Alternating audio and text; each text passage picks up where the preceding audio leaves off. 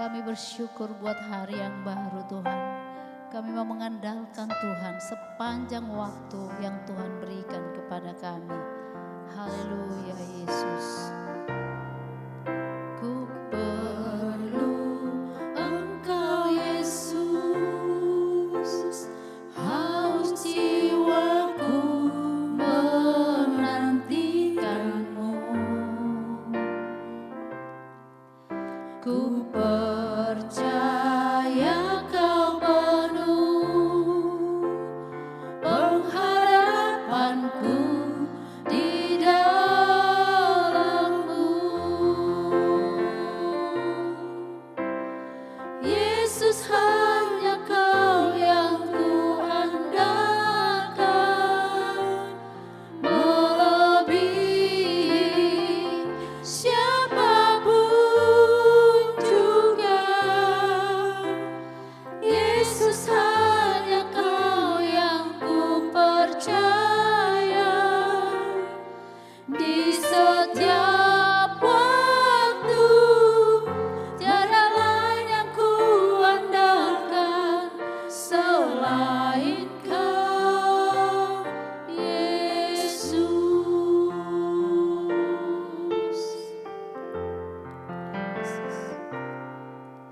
Ku perlu Engkau Yesus, haus jiwaku menantikan-Mu.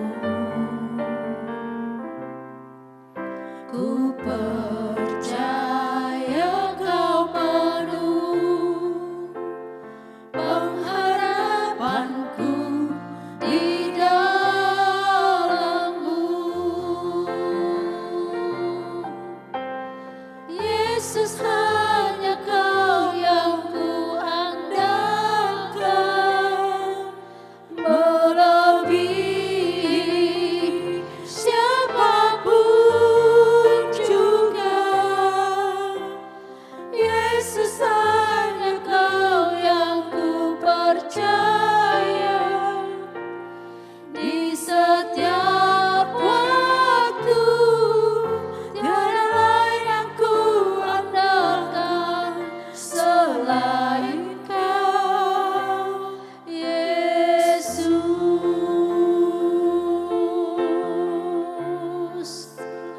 Haleluya. Kami mengandalkan-Mu Tuhan. Haleluya. Haleluya. Kami andalkan Kau Yesus. Haleluya.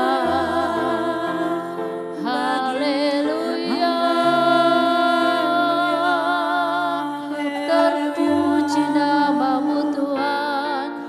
Terpuji nama-Mu. Haleluya.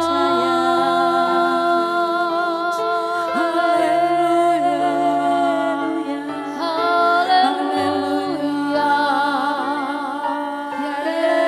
Yesus. Haleluya.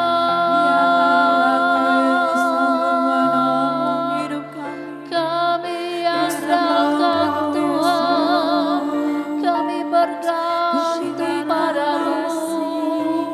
Haleluya. Yesus, terpuji nama-Mu Tuhan. Haleluya. Haleluya. Haleluya. Terpuji nama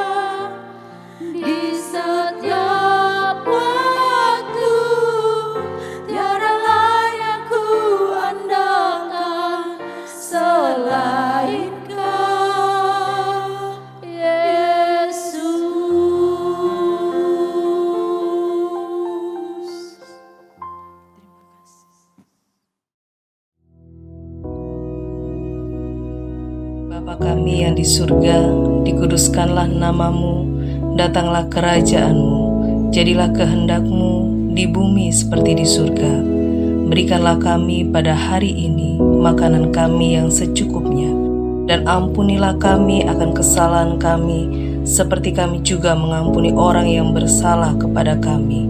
Dan janganlah membawa kami ke dalam pencobaan, tetapi lepaskanlah kami daripada yang jahat.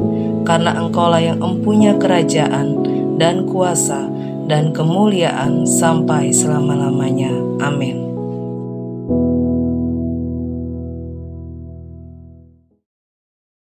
Shalom saudara. Mari saat ini kita akan bersama-sama belajar tentang kebenaran firman Tuhan. Kita akan baca bersama di dalam Mazmur 128 ayat 1 sampai 6. Nyanyian syiarah. Berbahagialah setiap orang yang takut akan Tuhan, yang hidup menurut jalan yang ditunjukkannya. Apabila engkau memakan hasil jeripayah tanganmu, berbahagialah engkau dan baiklah keadaanmu. Istrimu akan menjadi seperti pohon anggur yang subur di dalam rumahmu. Anak-anakmu seperti tunas pohon zaitun sekeliling mejamu. Sesungguhnya demikianlah akan diberkati orang laki-laki yang takut akan Tuhan. Kiranya Tuhan memberkati engkau dari Sion, supaya engkau melihat kebahagiaan Yerusalem seumur hidupmu, dan melihat anak-anak dari anak-anakmu. Damai sejahtera atas Israel. Saudara, home sweet home atau rumahku, surgaku. Sebuah bangunan rumah bisa menjadi home dan juga bisa menjadi sekedar house. Home berbicara tentang situasi yang ada di dalamnya, sedangkan house itu berbicara tentang bangunannya.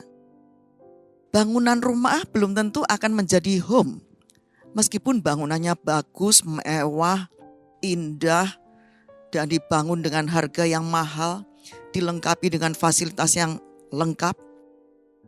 Namun, sekecil dan sesederhana apapun sebuah bangunan, itu bisa menjadi home apabila anggota yang ada di dalamnya saling menebarkan kasih.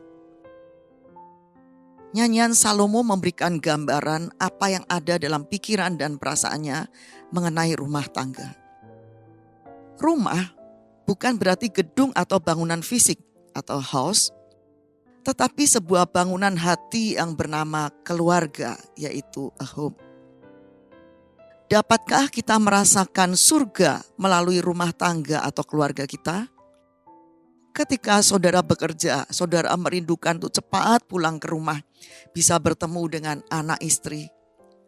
Sedang anak istri di rumah menunggu kedatangan sang ayah yang akan pulang kerja. Nah, di dalam rumah itu terjadi kebersamaan, tertawa, sukacita, makan, berdoa, bermain, bercanda. Nah, betapa bahagianya rumah tangga itu. Sebuah pernikahan itu dimaksudkan untuk saling melengkapi dua orang yang bekerja sama sebagai satu kesatuan. Bukan dengan bersaing, namun dalam kebersamaan yang saling menguntungkan. Belajar bagaimana bekerja sama dan bagaimana hidup bersama adalah pemeliharaan cinta. Agar sebuah keluarga bisa menjadi home sweet home, maka ada beberapa hal yang harus diperhatikan dan harus ada dalam keluarga itu. Pertama, keluarga harus dibangun di atas dasar kasih agape. Dimulai dari pernikahan. Pernikahan harus dibangun di atas dasar kasih agape. Kasih agape adalah kasih Allah yang diberikan kepada orang-orang yang percaya kepadanya. Di dalam kasih agape itu ada pengampunan yang tanpa batas. Dalam Matius 18 ayat 21 dan 22 dikatakan, kemudian datanglah Petrus dan berkata kepada Yesus, Tuhan, sampai berapa kali aku harus mengampuni saudaraku jika ia berbuat dosa terhadap aku? Sampai 7 kali? Yesus berkata kepadanya, bukan, Aku berkata kepadamu bukan sampai 7 kali, melainkan sampai 70 kali 7 kali. Saudara, dalam keluarga perlu adanya sikap saling memaafkan, saling mengampuni. Sebagai seorang manusia, setiap anggota keluarga tentu tidak luput dari kesalahan. Seringkali kita berbuat salah, dan ketika kita berbuat salah maka orang yang menjadi objek kesalahan cenderung mendiamkan orang yang telah berbuat salah. Tentu saja hal ini akan membuat suasana keluarga menjadi tidak nyaman. Maka perlu setiap anggota keluarga memiliki sikap dan keberanian untuk saling memaafkan satu dengan yang lain. Memaafkan adalah sebuah tindakan yang tidak mudah untuk dilakukan. Akan tetapi hal ini perlu dilakukan dan dilatih.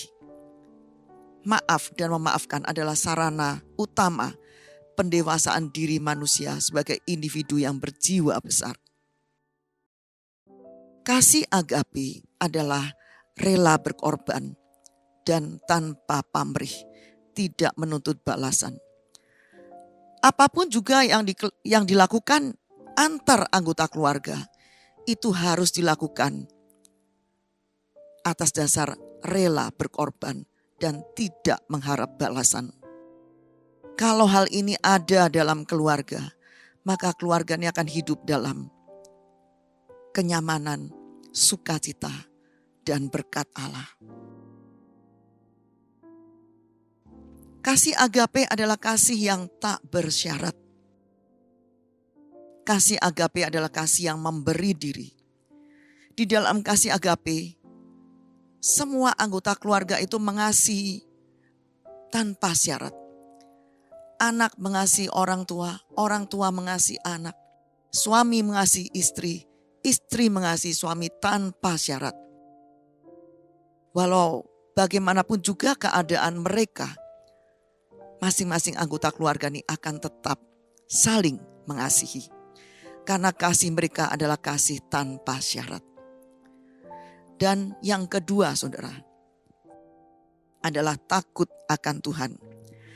Hal yang dapat kita petik dari Mazmur 128 adalah keluarga harus dibangun di atas dasar takut akan Tuhan. Takut akan Tuhan itu berarti memandang Dia dengan kekaguman dan penghormatan. Rasa takut yang dimiliki oleh orang percaya terhadap Tuhan adalah penghormatan akan Tuhan. Bukannya takut karena adanya suatu hukuman yang akan diterimanya, tetapi dia menghormati Tuhan. Takut akan Tuhan harus lahir dari sebuah hubungan yang intim dengan Tuhan, di mana kita mengasihi Dia, dan karena itulah maka kita mau taat akan segala perintahnya. Kata takut dalam kitab Amsal ini berasal dari bahasa asli yare yang menggambarkan suatu sikap hormat atau segan terhadap Tuhan. Dengan demikian, kata takut akan Tuhan itu bukan berkonotasi negatif, melainkan sebuah sikap yang positif terhadap Tuhan. Di dalam Amsal 8 ayat 13 dikatakan, takut akan Tuhan ialah membenci kejahatan. Aku benci kepada kesombongan, kecongkaan, tingkah laku yang jahat dan mulut penuh tipu muslihat. Orang yang takut akan Tuhan tidak akan melakukan kejahatan. Dia akan menjauhi semua perbuatan kejahatan. Orang yang takut akan Tuhan akan menjauhi perbuatan dosa. Karena dia menghormati Tuhan yang membenci perbuatan dosa. Dia akan hidup dalam kekudusan dan berjalan dalam pimpinan Roh Kudus. Kalau di dalam sebuah keluarga ada takut akan Tuhan, maka keluarga itu akan hidup dalam kekudusan dan mereka tidak akan melakukan kejahatan. Orang yang takut akan Tuhan akan hidup dalam kerendahan hati. Kata rendah hati, saudara, itu berarti menganggap dirinya tidak lebih dari orang lain. Jadi tidak saling menyombongkan diri, tapi orang yang rendah hati itu akan menganggap dirinya ini tidak lebih dari orang lain. Orang yang rendah hati mau mengakui kesalahannya sendiri. Seorang suami yang rendah hati, dia akan mau mengakui kesalahannya. Seorang istri yang rendah hati, dia mau mengakui kesalahan yang telah dilakukannya. Begitu juga dengan anak-anak. Dan orang yang rendah hati itu bisa menerima kritik. Kritik yang membangun. Di dalam anggota keluarga ini, masing-masing mau menerima kritik dari anggota keluarga yang lainnya. Dan mereka tidak akan merasa disakiti ketika mereka dikritik. Orang yang takut akan Tuhan akan hidup dalam kejujuran. Di dalam keluarga yang takut akan Tuhan, itu ada keterbukaan antar anggota keluarga. Sebuah komunikasi yang efektif itu harus ada keterbukaan di dalamnya. Kalau antar anggota keluarga tidak saling terbuka satu sama lain, maka akan terbangun gap di dalam keluarga itu. Yang bila itu dibiarkan terus-menerus akan membawa perpecahan di dalamnya. Bila suami, istri, dan anak-anak hidup dalam kejujuran, maka mereka akan terbuka, saling terbuka satu dengan yang lainnya. Takut akan Tuhan merupakan moto kitab Amsal. Takut akan Tuhan mengarahkan setiap orang kepada kehidupan yang lebih bermanfaat. Dalam hidup ini, saudara, setiap orang yang percaya kepada Tuhan dituntut untuk selalu hidup takut akan Tuhan. Kitab Amsal menggambarkan dengan jelas bagaimana keadaan orang yang memilih untuk takut akan Tuhan dan keadaan hidup dari orang yang mengabaikan Tuhan dalam hidupnya. Di dalam Amsal 14 ayat 26 dikatakan, dalam takut akan Tuhan ada ketentraman yang besar, bahkan ada perlindungan bagi anak-anaknya. Ketentraman di sini dapat diartikan sebagai sebuah kondisi yang aman, tenang, dan stabil. Hal ini berarti bahwa orang yang takut akan Tuhan, sekacau apapun juga keadaannya, mereka akan tetap tenang dan tentram di dalam Tuhan. Mungkin saja kondisi di sekitarnya mengakibatkan 1.000 orang rebah di kirinya atau 10.000 di sebelah kanannya. Tetapi orang yang takut akan Tuhan akan tetap tenang menghadapi semua kondisi itu. Di dalam Yesaya 48 ayat 18 dan 19 dikatakan, sekiranya engkau memperhatikan perintah-perintahku, maka damai sejahteramu akan seperti sungai yang tidak pernah kering, dan kebahagiaanmu akan terus berlimpah seperti gelombang-gelombang laut yang tidak pernah berhenti. Damai sejahteramu akan seperti sungai yang tidak pernah kering.